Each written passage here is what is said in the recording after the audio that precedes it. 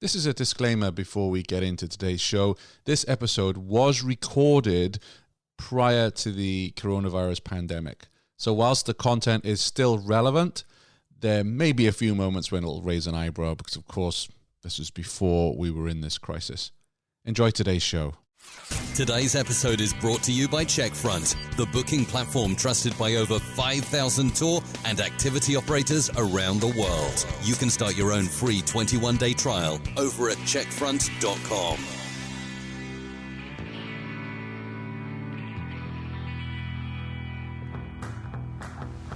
Welcome to the Tourpreneur Podcast. Travel industry veteran Shane Whaley will take you on a journey with fellow tourpreneurs, sharing their tips, ideas, insights, and success stories to inspire you to make your tour business the best it can be. And now, here is your host, Shane Whaley. Hello and welcome to episode 66 of the Tourpreneur Podcast. Joined by a very special guest today. We have got the first of our tour operator website tune-ups. Jennifer Burke, welcome to Tourpreneur. Hi, Shane. So tell us a little bit about your background in terms of being a user advocate and working in marketing for websites. I have to say that I'm new to the tourism industry, but I'm not new to websites. I've spent 20 years creating content for online consumption. Mm-hmm. And I started as a technical writer. And I have been everything in between. I've worked on digital transformation on large international companies. I've worked in small startups. I feel like I have a range of experience and knowledge, and I'd really like to share it with this community. Absolutely. And that's, one of the reasons why I invited you on. And also you are working with tour operators right now on their website. So I think we're getting a lot of value on this episode. And something that I want to say from the very beginning here is that there is always a lot of discussion and debate around websites, user interface, digital marketing. And whilst there are, I would say, a handful of golden rules, much of this is opinion. And there may be someone who will listen to our conversation today and may have a different opinion. And that's cool. What I would ask is, the feedback is constructive and come in our group and, say why you might disagree and hopefully why you agree with the discussion we're having today. And Jennifer is going to come at this very much as the user advocate position. I'm here really as the consumer because I book a lot of tours myself. So I'm going to talk about why I would book a tour or what I think is missing, what would stop me booking, etc. So this is really cool. We've also got a hot seat. So Chris Wilson, typically Swiss Tours, featured in episode 62. He was the first one to volunteer with his website. And I was just saying beforehand to Jennifer that I was really surprised and actually really pleased that so many people, when I announced this new feature, were like, oh, rip our website apart, go at ours. And I'm like, wow, normally in life you ask for volunteers and hands stay down. So I think it goes to show how energized our listeners are, Jennifer, that they want constructive feedback. Great. Well, let's give it a go. All right. So which site should we dig into first? The one that I said I really liked or the hot seat? Oh, well, let's go for the tour guy. So I interviewed Sean Finelli, the guy behind the tour guy, on an earlier episode. And I was looking around his website and I just was very impressed as a consumer by his website and also by his Facebook marketing, which we'll touch on a bit later on because, producing Tourpreneur, I go on a lot of tour operator websites. So that means my feed on Facebook is completely flooded with tour operator ads because of the pixel, right? Yeah. So I get to see a lot of sites. So Tour Guy, let's start off with what did you like about the tourguy.com? Well, I liked that when you first arrived, I'm on a desktop right now, so we'll talk about the mobile site in a minute. But what I liked about the tourguy.com is the initial, it's called the hero section. So the hero section does show that there are people enjoying themselves. And the first user interaction there is like, where would you like to go? And so there's like an invitation to interact with the site, like right off the bat. So I thought that was well done. Yeah, I like that too. It's a vibrant photo. It's people on the tour. You get the guy there with his camera, or two of them actually with camera. It's colorful. And it wasn't, you see a lot of websites where the company logo is splashed right there, taking all that real estate at the top. Whereas this, the tour guy, and this may be a criticism for branding, but it's very small, top left. So what else did you like about it? Well, the other thing I liked about the initial impression is when you click on the word tours in the menu, that you have a smorgasbord of options there. So if you were looking for tours, you could actually just see at a glance what the options were. But at the same time, I also questioned why, when you scroll down that sort of smorgasbord of tours that you get as your options, you get Rome tours, Vatican tours, Florence tours, Paris tours, why that's not more visual on the homepage.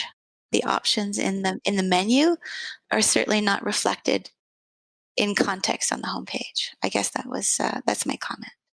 Yeah, I think that's a good one. My concern is you click tours, and is it a case of, we used to have an old adage when I worked at booking.com, was don't make me think. Yeah. And immediately I'm seeing lots of tours here. I was like, whoa, okay, I'm not going to Florence, so why do I want to see that? And of course, it depends how we've entered. If we've searched Rome tours, maybe his page, maybe I should test that later, would take you to this Rome specific page. But I got a little bit flustered with the choices, especially if, for instance, I've been to Rome once. It was a very quick business visit. I think I had an evening to myself. So I'm not familiar with Rome. And I'm seeing all these options. I'm like, oh, right, okay, maybe I do need to do more research. But what I was drawn to was top selling tours.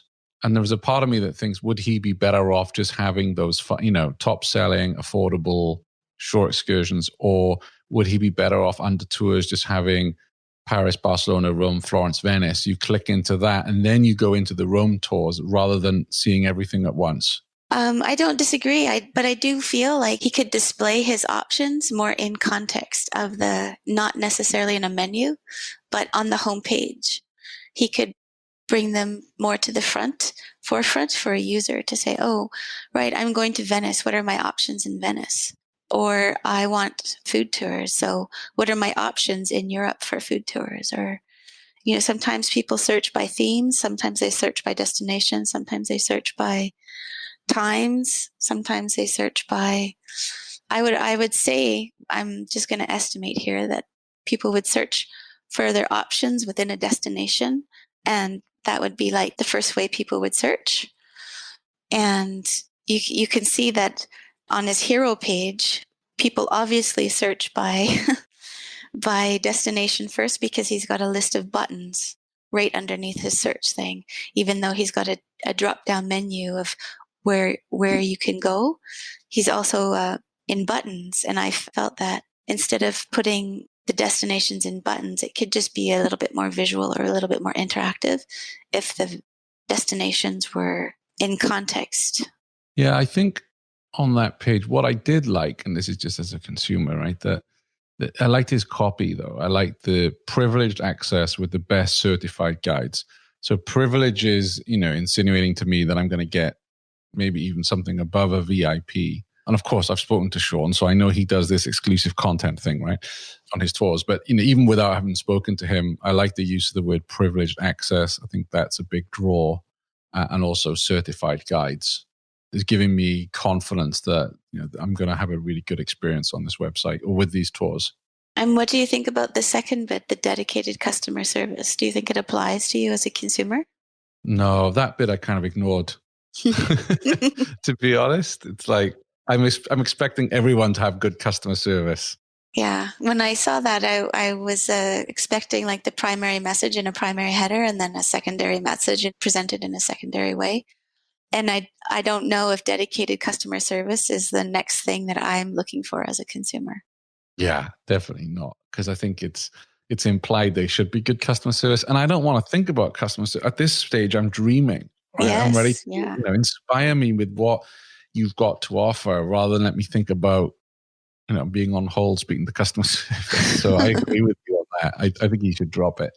Yeah, and yes, you're right. At that point, you're thinking, do I need to talk to customer service? Because I usually have to talk to customer service when I have a problem.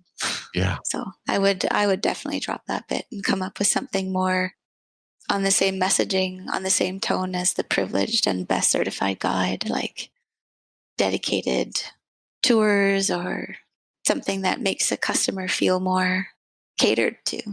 Yeah, absolutely. What did you think of the 24-hour cancellation on the top right? That's quite prevalent as well, isn't it? I'll have to say that's one of my notes. I'm really not a fan of images over images, graphics over graphics. And I'm certainly not a fan of promoting another brand in the hero section of my website. And by that, you mean, for people who are listening, that there's a TripAdvisor certificate of excellence and 5 stars, etc. Yeah, there's 2 graphics in the top corner of his website. And actually I noticed on the smaller screen, it's just unreadable. You can't see it on a smaller screen. Right. So you can make it less intrusive by making it just white, like a white graphic instead of a colored graphic. But at the same time, maybe that's not the best place to put that messaging. Messaging would be like on a landing page would be more like, who are you and what do you do? Why should I care? Do other people like me care? What are they saying? What are you offering me? What are more details? And then you would offer the social proof, like, this is what people are saying about us. So I think that sort of messaging should be further down on the webpage. Because I like how he's got Forbes and Rick Steves. It's not obnoxious underneath the search bar. And even without clicking that, it's like, I don't need to click that. In my mind, it's like, oh, you've been featured in Condé Nast and Rick Steves, then you know what you're doing. So I like that aspect. I'm getting that feeling that this is, a very respectable and credible tour. What else did you like on the homepage? Well, there's 3 things. I mean, if I scroll fast down, one is he does show his popular tours. Eventually he shows the destinations, but you have to click to see all of them. So there's not, at a glance, there's not like one space on the website that shows all of the destinations. And then he has the content where he's created for the why us, like, why would you work with us? Why would you choose us? So those are all really good pieces of content to have on your homepage. I think they work without having any sort of data to back up the decision of why you would put the popular tours before the destination tours. Like before you would kind of show where you're operating. And I just don't know why it would be before that. But I would look at the data and maybe that there was a decision made for why. I imagine that they're A/B testing a fair bit, so they probably did see that. I don't know. I just, having spoke to the guys over there, they seem to be very data-driven. What do you think of, so there's a red banner with the Colosseum saying Colosseum tour deals are happening. Well, I like that their promotion is in context of the homepage. It's within the scrolling of the homepage. I like that because I do not like the pop-ups that come up later. So if you're as a marketer, if you're going to put some offers or some tours there, it's a great place to put them. Also, the only other thing they could maybe try to do is change them a bit. I mean, they only have one deal. Maybe if they had a carousel of deals that changed, because this current deal is happening in Rome, but maybe I'm not traveling to Rome. I mean, I like the fact he has the Colosseum tour deals are happening between those dates. So it's like, oh, okay, I'm getting a deal on that. And when I click it, so I click the banner, show me the deals, and I think this is a very clean page with all the relevant tours connected to Colosseum. But again, what distracts me? So there's a compliment, Sean and team. I really like how clean this is. I like the tour title descriptions. I like the percentages off. But I don't like on the left-hand side that you're showing me Paris, Barcelona, London, Florence, Venice. I find it too much of a distraction, to be honest. You're right. It's not going to a clean landing page where you can just focus on Colosseum and Italy. And you've built websites like this, so it may well be that it's just part of the site architecture, right? That every page has this on the left-hand side rather than this is intentional. Well, yeah, I don't know. I know that there's best practices in digital marketing. And one of the best practices is when you build a clean landing page for your campaign, there is a higher conversion rate. And you build a clean landing page with nothing, no other menus on it, no other calls to action other than demonstrating to the visitor that what the offer is and why they should click to buy it. My concern with that as a user, again, is I come on this page and then I do get distracted by, say, Tower of London. And I thought I just saw that on a documentary last night. And then I click it and then I read that and I forget to come back and book my tour. The phone is gone or I got an email or what. So I'm taken away from, what I'm seriously looking for. But I have to say, I love these photographs that they have got for all the tour. Most of these I like. They're vibrant and with people on the Colosseum tour page. What do you think of the photos? Well, I think that the images are great as the main representation of the tour. Does it invite you to click? But when you click it, what happens? You don't see it at all on my computer. I'm on a laptop right now. When you click through, that's not the thing that you see. But sometimes that's the reason you click, is the reason is that image there. I find the images on the tour details page to be a bit inaccessible. That's all. So I'm on the Colosseum Tours page. So I clicked it from the deals. And when I click the first image, I do see that image first. You see an image. Where do you see it, though?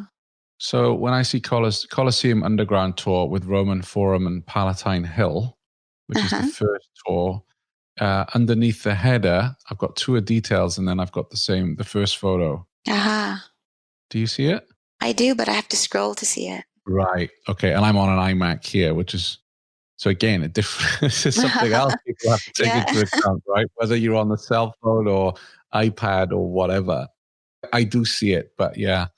And I like that he's actually alt tagged all of it. So when I hover my mouse and cursor over the image, I do see the alt text as well, which I guess he's got for his SEO.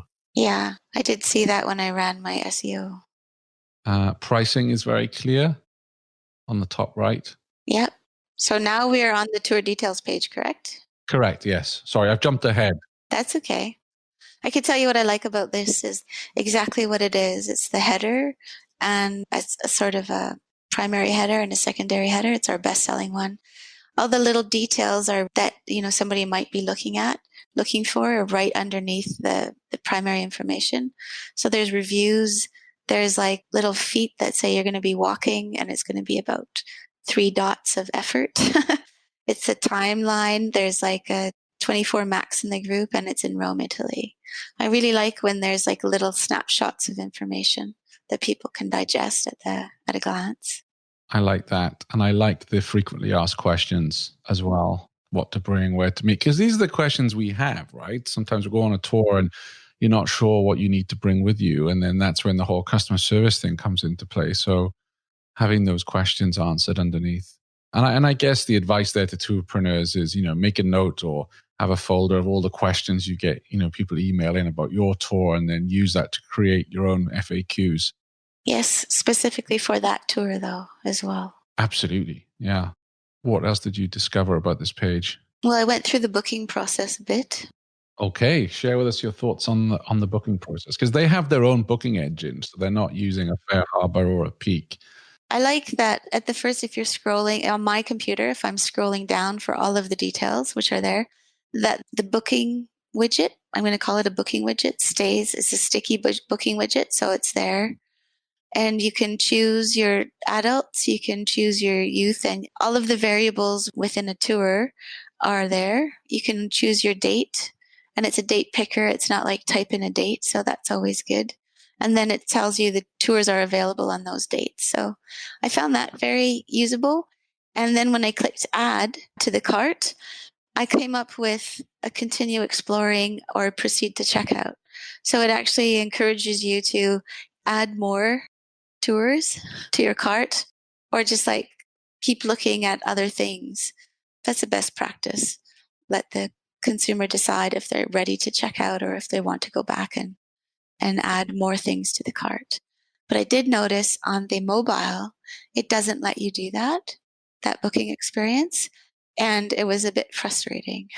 And I wonder so when you click add and it brings up, 2 other tours that you could book, I'm presuming, which of course you should never do, but they're using their data to say, right, people who book this particular tour also go on to book these ones, or some kind of data testing. So, if I was in their shoes, I would be putting tours up there that I know people If they've gone on a food tour, they want to go on a walking tour. If they've done Colosseum, they want to go to the Vatican, whatever it may be. Yeah. So that these are, ones that from your own data that I see top tours customers bought with this tour. I think the wording could be better there. Yes. Like people who booked this tour or people who booked the tour also booked these two or something like that. Yes. That just makes me feel a little bit more special, especially because I don't know Rome. And I think, so the people who like the Colosseum tour, they picked this other one for the Vatican, or maybe I should add that too. I think it just helps a little bit, tightens that copy up a little bit. Yep. Okay. Did you go through to checkout?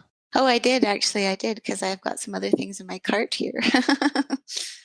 So we're on the desktop right now. So the booking process lets you either go add more tours or come back and check out in your cart. And then right now, the whole verify what's in your cart's on the right-hand side, and the give me your personal data is on the left-hand side. So I don't know if they've done any data testing here, but when I'm buying something online, I really like to verify what I'm buying. I'd like to see the numbers and the quantities just to make sure that's what I'm buying before I'm going to enter my data. So I find that their layout here is it's not user-friendly because I think a customer wants to check what's in their cart before they start giving their personal data. Yeah, I think you're right, because when I clicked on this, I felt a little bit overwhelmed. And of course, I've got this on a big screen, but I'm seeing all these things I need to enter, which we all hate doing. So I think you're right, maybe having the cart on the left-hand side. Well, you could have a multi-phase checkout where it'd be sort of like, are these the things you want to check out? You have 2 people on this tour and 1 person on this tour, and these are the dates and times. So kind of validate what you're checking out. And then you could say yes. And then it's like, right, now we need your personal information and now we need your payment information. So it could be like a 3-step process, which leaves you less overwhelmed. Yeah. And also, I see at the top right, actually at the cart, it says use code SAVE5 when you buy 2 or more tours to save 5%. Maybe deliberately they've kept that in small print-ish, but I might miss that as I'm going through because I fill in all my payment details and then I go, okay, send cart to email or whatever. I might miss that. I'm curious to know what you think about pop-ups because I've read different opinions on this, but I do wonder if I'm about to click send cart to email and I get a pop-up saying, hey, do you know if you use Save 5, you can get 5% off 2 tours. That for me is helpful, or I can just shut it down and move on. What do you think about that? I think content in context is awesome. I think that delivering the right message at the right time on the customer journey is very, very difficult to achieve. But when you get it right, you increase your conversion rates like thousands by thousands. Yeah, I guess that's the other concern. If I get annoyed with a pop-up and I shut the whole thing down, but this is trying to save me money. And for me, that's helpful. It's not sign up for our newsletter. Because what also happens at the bottom right, I'm not sure if it's happening on your screen, just as we're chatting here, so we haven't entered anything yet. And I'm already being asked, how likely am I to recommend the tour guide to a friend or family member? Do you get that little box on the bottom right? Yes, I got that. That was one of my comments. Okay. Before, but it's like, right, not the right place to ask for feedback. Totally not the inappropriate place to ask for feedback, in my opinion. So, yeah, I agree with you. Because right now you're just trying to get your personal details and you're trying to get money. Just let your customer focus on that. Don't ask them for anything else. Don't tell them anything else. We're like, you're ready to check out? Great. Give me your money. And then later on, you could, after you've sent them the confirmation email, you could say, how was your experience? Would you recommend us? It could be later on in that touch point journey. Definitely. I did like the how did you hear about us box at the very bottom. Yeah. I think that's very useful for tourpreneurs to know which channel their bookings are coming from. Although online article is not very helpful. I mean, I guess it's showing me my PR is working, but I would much rather it say article in the Times or New York Times or where, I don't know. Maybe I'm asking too much there, but maybe I'm being a bit picky. Yeah, but even that sort of information, you're still asking for feedback. All you really want at this point in time is their confirmation that they're going to take this tour with you. Everything else, any sort of feedback, you really should save it for another touch point, I think. Very good feedback. Anything else on the booking page or? Okay. Just that we didn't talk about their little click to chat for customer support. I do think that's a really useful feature on any website. I often have a lot of questions, so I use that quite a lot. The little chat bot. It's by Podium. We'll text you. So it looks like that then continues on your phone rather than on screen. Again, though, I guess maybe I haven't interacted with them so much, but I really like if I have a question or something, I'd rather that I'm able to type my question first and give my personal data later. Yeah. Because you're kind of interrupting a user in their stream of conscience when, right, what is my message? I've had to give my name and my number. Oh, what was it? So maybe I would still put the message first, and then because you had a question, you're on a certain page, you were on a tour page, you were maybe on a blog page, you were on some sort of page. But if you all of a sudden need to talk to them and you see that little chat bot there, like maybe the message should be first and the personal data should be later. Yeah, because once you've written your message out, and even if you're not keen to give your cell phone number out, you've already written the message, so you'd probably be more inclined. I agree with you on that. And I'm not sure it's abundantly clear that you're going to get the answer on your cell phone. Like I hate giving my cell phone or my email address out. And, my instant reaction is, no, I'm not going to give them it. But here, if I knew they were going to be, because they're going to be texting me the answer, maybe I'd be more open to it. I guess I also expect that if I'm opening a chat message, I can chat without having to give more data than they're already getting. Although this might be, and maybe I'm putting too much faith in technology. You and I are doing this at 3:30 Eastern time. Maybe after hours this comes up, but during office hours, maybe they do have somebody live. I don't know. Maybe I'm giving too much faith in it here, but maybe that's why it's out of hours.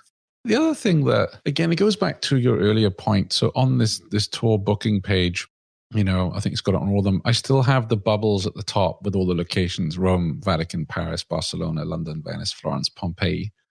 Okay, you're back on the tour booking page, yes. Yes. I think it's probably across the board. That also kind of, I think, is a little off-putting. That they're in buttons? Just that I'm looking at Rome tours. I'm not really interested in London at this stage.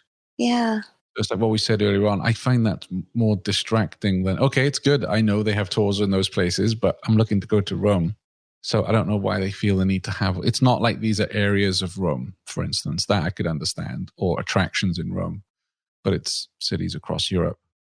Anything else you'd like to say about the site? Well, just I noticed on my mobile phone, so I don't know what their data is. Do they have more mobile than desktop customers, or maybe everybody's at work dreaming of going on a tour and they're like researching on their desktop computer. But I just noticed that there's a lot of, so if we go back to the homepage for the tour guide, there's content where you have to swipe left or swipe right to find. And I feel my natural instinct is just to keep scrolling. So I feel like there's maybe content that gets missed because you don't stop at the destinations and sort of start going sideways. Because my natural instinct on a phone or on my phone is to just scroll and not to stop and go sideways. So I wondered if maybe there were content gaps or something because people just didn't know that content existed. But they could look at their data for that as well, I think. So the way I've come in here, right, is I've Googled the tour guy Rome. Then I bring up his GMB, his Google My Business. Then the next page is best tours in Rome, the tour guy. So I click that. Okay, that's good. It's gone away because the first time I clicked it, this big pop-up came up, click here for Colosseum deals. And I couldn't quite work out how to get rid of it.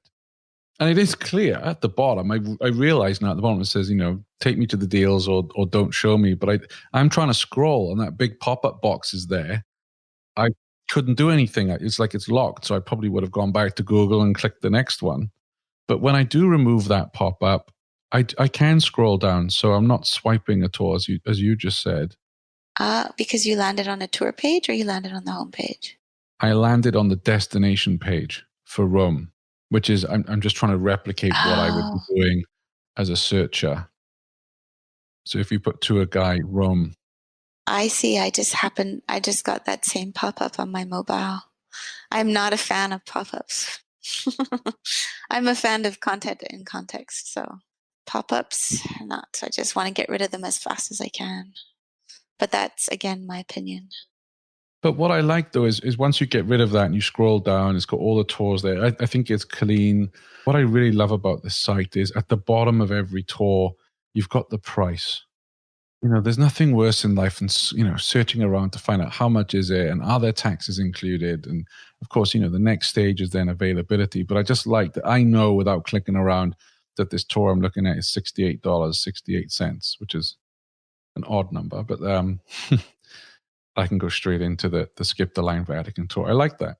Yes, it has the image, the title, the little details I mentioned earlier, like 2.5 hours, number of people, and expected effort, and the price, as well as the reviews. So those are just nice kind of at a glance summary information to get you to click through to the tour page.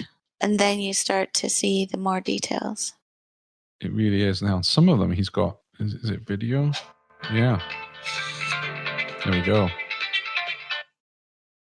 So we haven't talked much about video, but he does have a YouTube channel with a lot of his tours on. We probably won't have time to cover it so much today, but I like the use of videos personally when I'm looking at tours. How do you feel about video? It's a marketing tactic, again, but you need a mixed media to market online. You need a little bit of everything. You need great images. You might need a video. You need the right kind of copy with the right information in it. You need the right user experience. So, yeah, I think it's part of the marketing mix, videos. I have to say I would, and this is without any prejudice whatsoever, I would book a tour with the tour guy from this website. I don't think there's anything here that would put me off booking it. I like the photos. I love the tour titles. I love that the price is right there on every page. I love the little, where it says skip the line.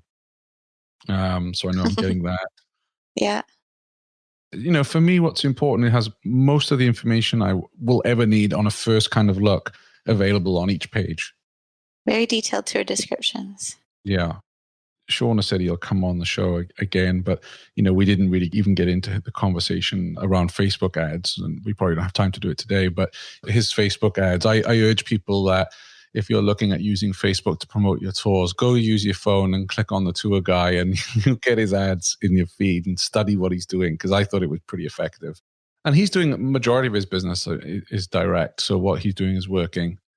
And also, as we said at the start of the show, if there's something that you've spotted on the tourguide.com that you feel needs attention or something we've missed, go to tourpreneur.com/Facebook and find this post and this thread and let us know what you think, because we really wanted to encourage everyone to share their opinions here to help us grow our own tour businesses online. What can you do with your reservation software? Take online bookings and payment, manage your inventory, automate processes, and view reports and insights? Yeah, of course. But can you also send digital waivers, build a stunning website, and get help around the clock? What about optimize your booking channels, diversify your distribution, use your favorite tools, and choose your pricing model? With Checkfront, you can. One booking platform, limitless possibilities. Find out more at checkfront.com.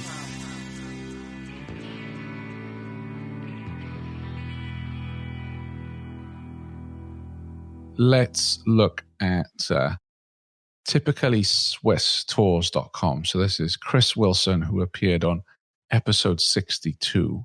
And he was very brave enough to be the first volunteer. As soon as I mentioned this idea to him about our website tune-up, he was like, "Oh yeah, can you do that on mine?" So here we are. So what are your thoughts on Typically Swiss, Jennifer? I'm just on the homepage, so I can tell you what works, and then I'll quickly say a few things what he could improve, I think. So I like the big hero section with the lots of images. The images that are changing to show kind of the diversity of Switzerland. I live in Switzerland, so they resonate with me. But I think, again, he has these little other people's logos in his branding space, and I feel like you don't really need to do that, especially when it's in your first impression branding space. So you don't need tourism like the TripAdvisor or the Travel Hospitality Awards, even though they do add reassurance to somebody. I just think maybe you could put them later and not in your first impression branding space. The other things that I thought of, like quite initially, were he's got quite a lot of navigation. So if he could simplify his navigation you have primary, secondary, and tertiary navigation usually in a website. And the primary navigation should be very, very prominent. What do you want to do? Your visitor, what they want to see first. They want to know about what you offer and how easy is it to find that. And I feel like he could simplify his navigation. And then just scrolling down, he's on every page. I notice he has a lot of text, a wall of text. I call it a wall of text, where I don't believe people really read the text. They do read headers, and that's even true for search engines. Headers are very important. So what you put on your website and how you structure it is also, it's just important for people to scan, and then for search engines to read. So his first introduction is pictures, and I like all those pictures of Switzerland. But I just feel like he could do a little bit better with his messaging. When you scroll down, you see we are friendly, we are personal, we are flexible. Those are all the answers to like why typically Swiss tours. And then again, he has a lot of text underneath each one. And I wouldn't have bullet points, but I would have the short, sweet, digestible nibbits. And what about you? Yeah, I mean, I like the site in terms of the photos. I think the photos, like you said, are very attractive. I agree there's too much text. I'm going to take a guess that someone has said to Chris, you need all this text for SEO. And I think that's probably why there's so much text on his pages. I don't necessarily have a problem with TripAdvisor being up there because, I'm always looking for, is this a credible tour? Is it going to be a quality tour? And I can see, he has 5 stars on 70 traveler reviews. And that's something that I do study how many reviews, how many stars, but how many reviews do they actually have? So that would actually reassure me. So my first thinking on the homepage, if I didn't know Chris, it's like, okay, this is their 14th of 50 tours in Lucerne. He's got 5-star reviews off 70. This guy, this is going to be, a good tour. He's legitimate. So I think that would answer my first question, because I'm always suspicious with some sites. I'm the world's biggest cynic. And I'm like, okay, is this real? Am I going to get ripped off? Is it a bad tour, etc.? I'm spending all this money to go from the US to Switzerland. I can't afford this to be not a good tour, right? I mean, it's not like a book on Amazon for $20. I mean, it's a huge thing. So, and again, this is cool. This is important that we have differences in this discussion, because other people may be totally with you and say we don't need it, but that's just my buyer's journey. I am actually the same on Amazon. I go straight to the reviews, and Amazon's misleading because they have the top reviews is always selected, and I'm like, I select latest reviews. So that's one of the very first things I do look for when I'm assessing a tour. And then I guess he's got a phone number. I'm not crazy about his user video. So this is a video that one of his clients shot, Anna from Texas. I feel that he would be worth getting a proper video made if he's going to put a video on his homepage. And this is something that I felt throughout his site. I've spoke to Chris. I've interviewed him. He's a really nice man. And this isn't a, hour walking tour around Bern. I mean, you're with the guy for quite a few hours. The important question for me as a consumer is, okay, who is Chris? Am I going to enjoy sitting with him for 5 hours? If I'm a woman, I'm going to be thinking, is he okay or is he creepy? Right? If we're honest. And so I think a video with Chris talking about his tours, a little bit about himself, and maybe even having some client testimonials. But I think just having this tour video from someone who was on his tour, on his homepage, is probably isn't the best use of real estate. You're right. If it's going to be on the homepage, it might be a bit more compelling. But I did like that under tours, he split it to 1 day, overnights, and multi-day tours. So I know right away what he's offering, and I can go into whichever one that applies to me. If I click reviews, I'm not sure how I feel about the review page. I can read that on TripAdvisor. What I do like is his blog. Did you get a chance to look at that at all? Yeah, I clicked through it. His blog, yeah. So I like the content. Now, of course, this isn't helping me to book, but it could help me find this tour, I guess, from an SEO perspective. If this is unique, fresh content, I'd have to ask Chris where he's getting the content from. Is he writing it himself? Is he hired a writer? I hope he hasn't just copied and pasted from elsewhere, because that's not great for SEO. But otherwise, I think it's good, fresh content for his page. But it's too text heavy, like you said. The homepage is text heavy. The about page is text heavy. When you go to the tours page, it's a really long explanation about how the tours are organized. But quite honestly, visually, you just want to see them, and then you just want to click the ones that are relevant to you. So you don't want to read a wall of text before you get to that information. One thing that I do find, I have to say, is missing from a lot of tour websites or tour operator websites is geographical context. Like, even if I click here and I click Switzerland and I go regions, for me, I would expect a map to come up. Yes. Like some sort of visual map that says, in Switzerland, there's Swiss romand, and there's the French speaking part, the Italian speaking part, and the German speaking part. Like, where do you want to go? Yeah. Or do you want to go to the mountains, or do you want to have a lake experience? Like, so I noticed this is missing from quite a lot of tour operators' website, is just geographical context, where the tours happen. And it's right off the bat, is because you can situate yourself on a map. And then maybe you can identify that if you want to do Zurich and Zermatt in one day, well, maybe it's not possible. Although I do like, to play devil's advocate a little bit, is under Switzerland, he does have regions and then mountain resorts, towns and cities, lakeside resorts. So he split it out there, just not on the main page. So then I know, oh yeah, I definitely want to go to lakes. He has added it to those pages. But again, there's still not a map that says our tours operate in this part of the country. Our tours operate in all over the country. Our tours operate in, oh, here's a map. I see it. Wait a minute. It was one of the pictures that came on the slideshow. But I feel like it helps contextualize like where your tours are. Yes. By having the map. You don't have to open up Google Maps. There it is.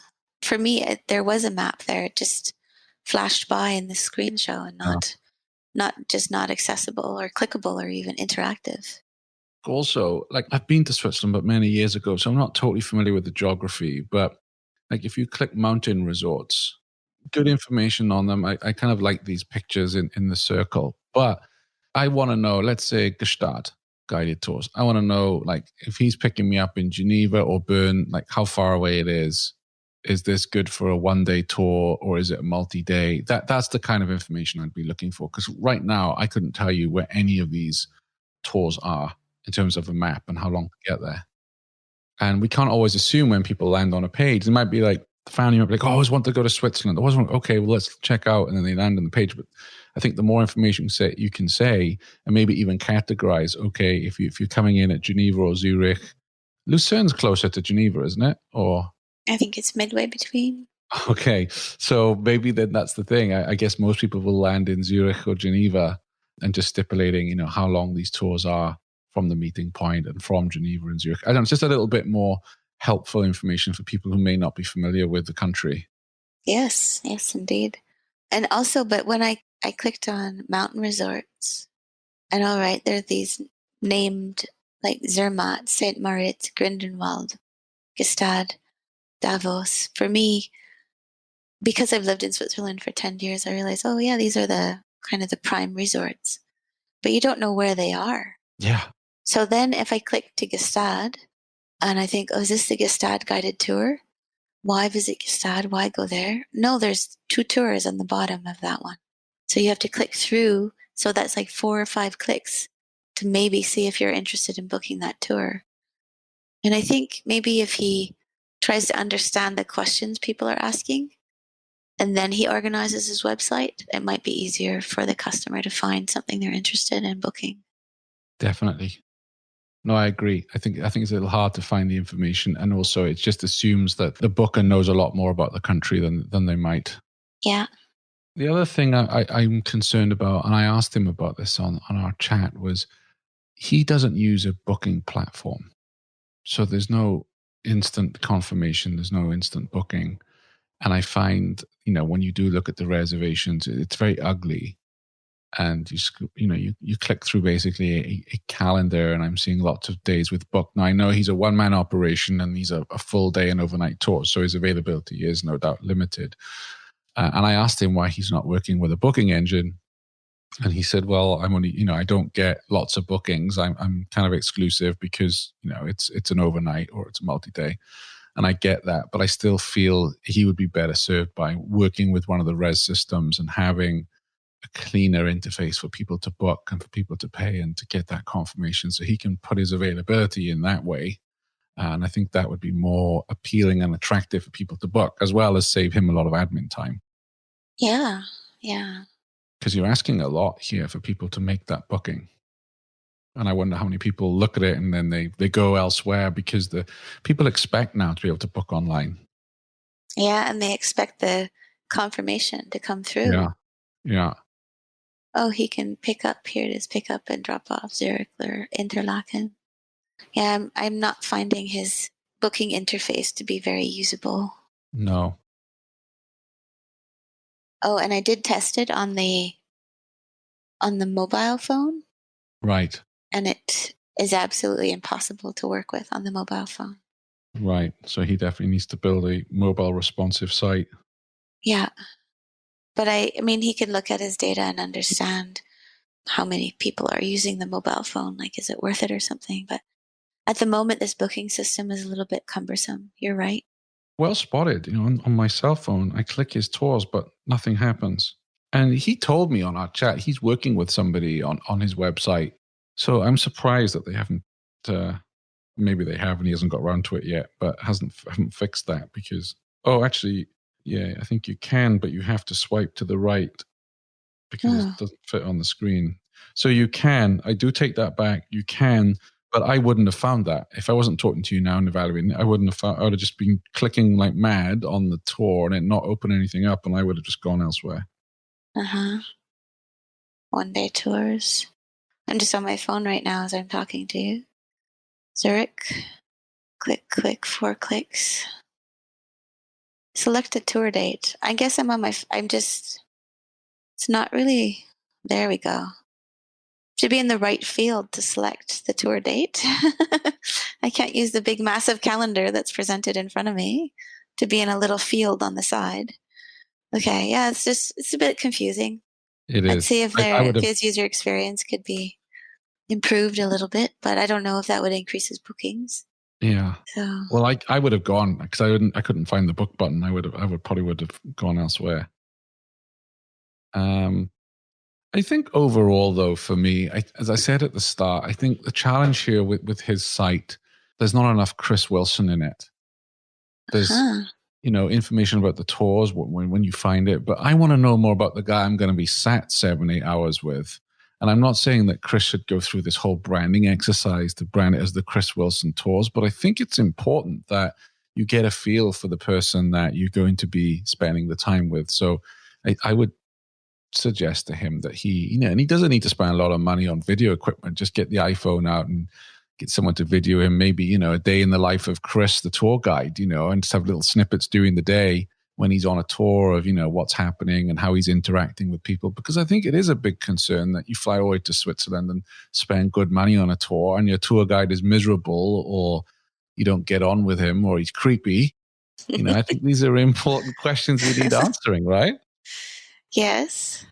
That is actually a conundrum I have no answer for at the moment. Is like, how could he present more authenticity in his sales, I guess? Yeah. On his website?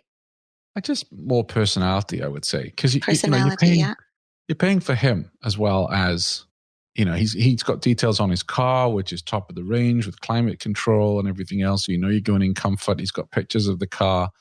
But I would say he needs to sell himself a little bit more. And he's got wonderful reviews. I mean, if you read the reviews on Chris, there was one where, he was taking a tour and they were like, "Oh, can you get me a Starbucks mug with Lucerne on it because we won't have time to pick it. And he went and got that, and he got it put in their hotel room, and, really nice guy. So I think, having his personality a bit more. And I chatted to him for an hour, and lovely guy, as most people from the north of England are, very friendly.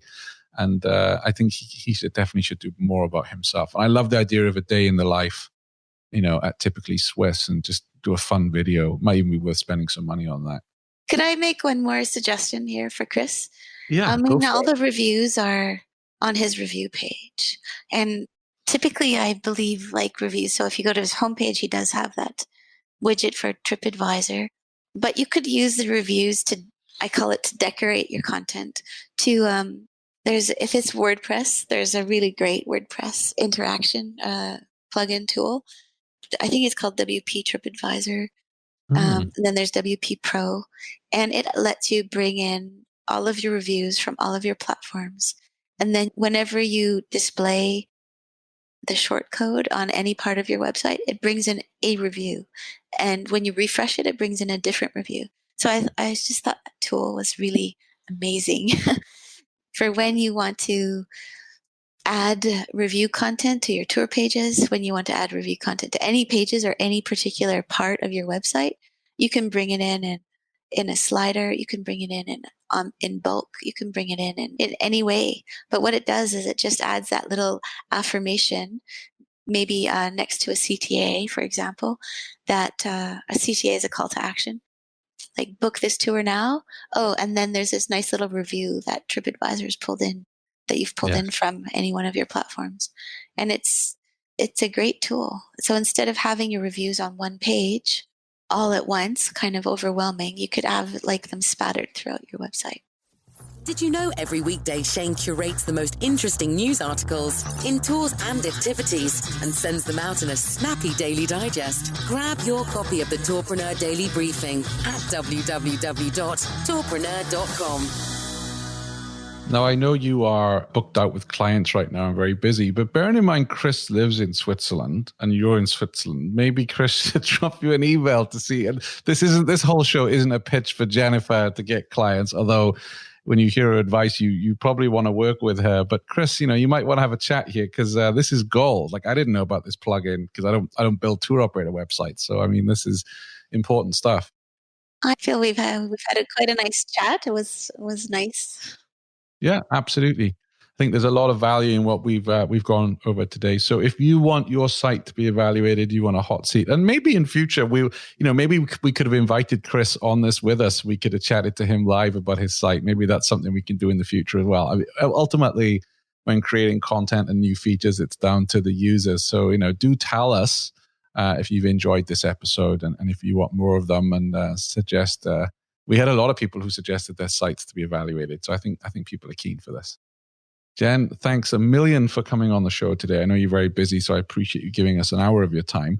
Where can people, if they want to work with you or find out or book an appointment with you for a chat about their website, what's your website?